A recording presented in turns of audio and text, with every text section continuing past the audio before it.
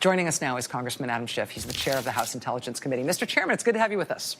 Thank you. Great to be with you. There's a lot going on. I have a ton of things I want to ask you about tonight. But I actually like to ask you first about this sort of we're following tonight, this ruling from the judge in the Paul Manafort case, ruling that Mr. Manafort intentionally lied to prosecutors after he had agreed to cooperate with them.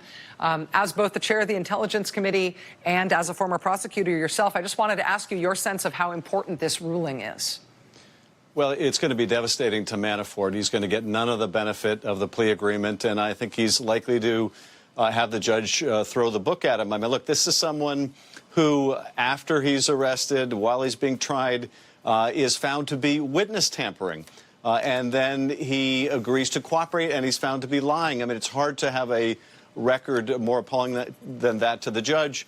What I also think is significant is it appears the judge has largely agreed with what the special counsel argued, and that is not only did he lie, but the motivation here is if he told the truth about his relationship with someone affiliated with Russian intelligence while he was the campaign chairman, that would be so damaging effectively to Trump that it would negate his chance of a pardon.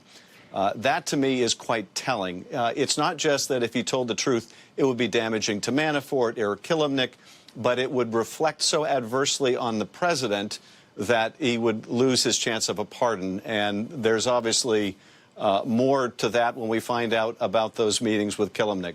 Are you worried? I mean, one of the things the prosecutors suggested here is that one thing that might explain some of Mr. Manafort's behavior, including when it comes to his interactions with prosecutors, is that he might have been angling for a pardon from President Trump. Now that Mr. Manafort's case appears to have come to this crashing end, as you say, it looks like the judge has no reason not to absolutely throw the book at him.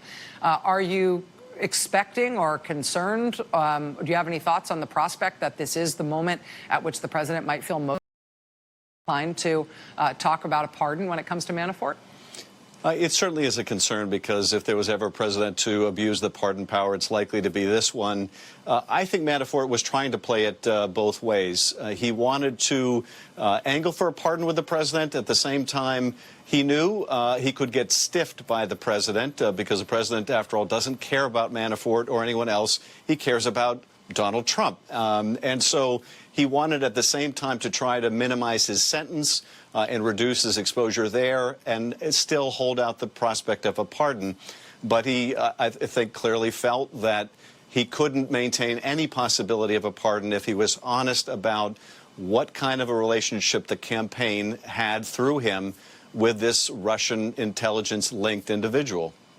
Mr. Chairman, if you don't mind, I'd like to ask you to stay while we have a quick break. There's a couple of other matters that arose in today's news and that are going to be important tomorrow. I'd like to ask you about, if you can stick with us.